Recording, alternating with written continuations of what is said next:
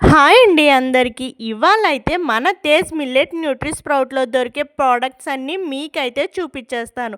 Sprouted రాగి powder, makhana dry fruit Nutri mix, dry dates powder, sprouted ఉగ్గు and ఎంతో tasty and healthy అయిన రాగి డ్రై ఫ్రూట్ లడ్డు.